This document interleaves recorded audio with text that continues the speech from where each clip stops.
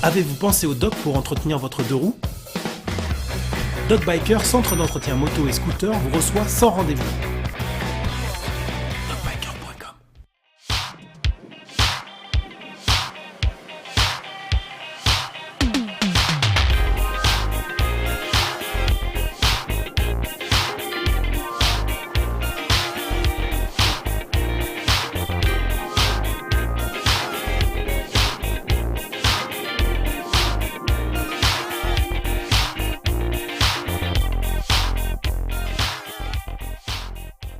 On se retrouve cette fois encore pour un duel débat, hein, c'est-à-dire qu'on va quand même un petit peu débattre avec Maya. Salut. On essaye. On va essayer de débattre, on va essayer.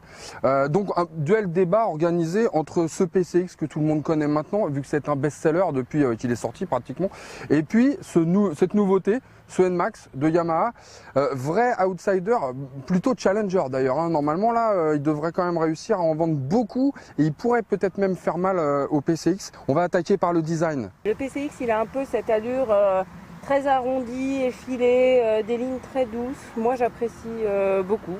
Assez long. Le NMAX, lui, il met en avant le côté un peu sportif de Yamaha. Il rappelle vraiment ses cousins T-Max et X-Max. Et on sent qu'il fait partie de la famille. Hein. Très clairement, on a l'impression de voir un petit T-Max. En termes d'ergonomie, là pour le coup, ils font pas du tout jeu égal. La position est peu ou prou la même. Le guidon du PCX est peut-être un petit peu plus haut, un petit peu plus large. Un petit peu plus reculé aussi. On est un peu plus reculé sur le PCX.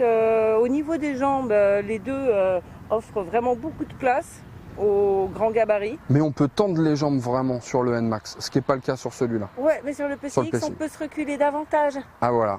Et on est bien calé par le dosseret de la selle. Donc après, c'est vraiment, là aussi, c'est encore un peu une affaire de goût, quoi. Ce sont des petits scooters, mais ils ont cette particularité d'offrir vraiment beaucoup d'espace. Bon, par contre, il y a un truc, je suis sûr que là, on peut pas dire que c'est la même chose, c'est en termes de confort. Là, il n'y a pas photo. Bon, c'est PCX. Vrai. Le PCX est un peu plus confortable, surtout grâce à sa selle.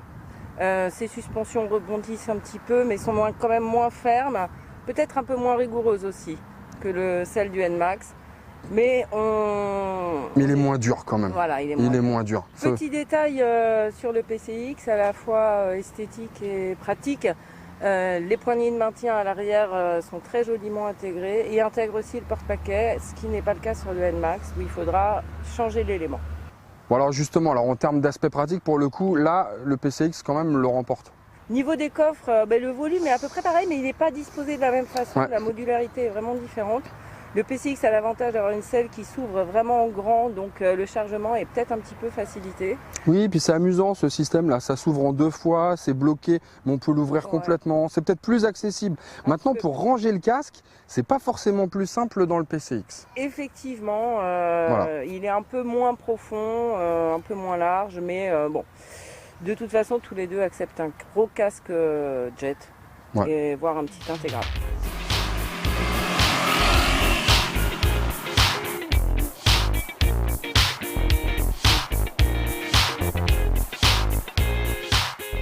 On en arrive quand même à ce qui est un petit peu le nerf de la guerre, c'est-à-dire le comportement, le moteur, le freinage, le châssis, tout ça, comment ça se comporte, la petite histoire. Et là, pour le coup, c'est très compliqué, je trouve. Pour les départager, c'est compliqué. Tout dépend de vraiment ce qu'on recherche avec un 125.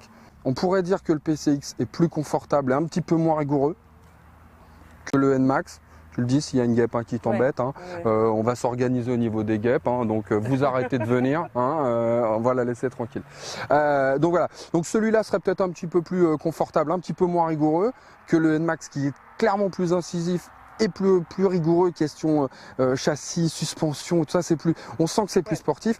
En revanche, là où ça devient étonnant, c'est au niveau de la motorisation. Au niveau motorisation, ils sont tous les deux très efficaces. Maintenant, le PCX a cette particularité de démarrer vraiment en trombe. Super fort. Super fort, encore un petit peu plus fort que le NMAX. Le NMAX reprend un petit peu l'avantage par la suite, avec une vitesse maxi un petit peu supérieure aussi, mais bon, de 8 km/h. On va dire 103, 110, on va faire ça comme ça. Il sera peut-être un petit peu mieux le NMAX si on fait un peu de voie rapide, et puis notamment aussi grâce à son comportement plus rigoureux, Ses pneus sont plus larges.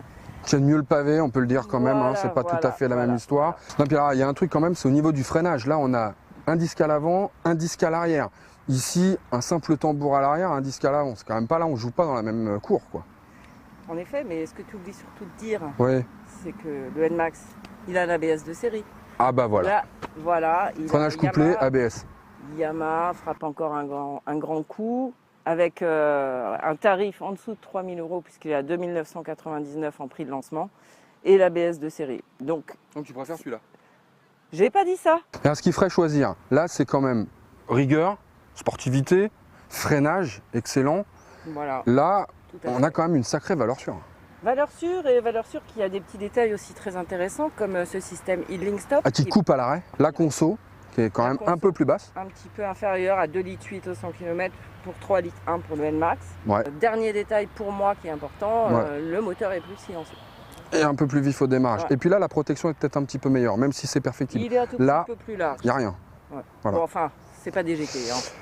Non. Mais bon, voilà, conclusion, c'est quand même assez difficile. On va encore. C'est difficile de choisir.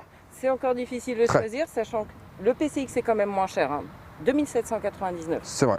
NMAX 2999 en prix de lancement, il va certainement augmenter dans les mois qui viennent. Très bien, combien on vous en met? Si vous voulez plus d'informations sur chacun des modèles, c'est pas compliqué, on a fait l'essai de chacun des modèles vraiment dans le détail.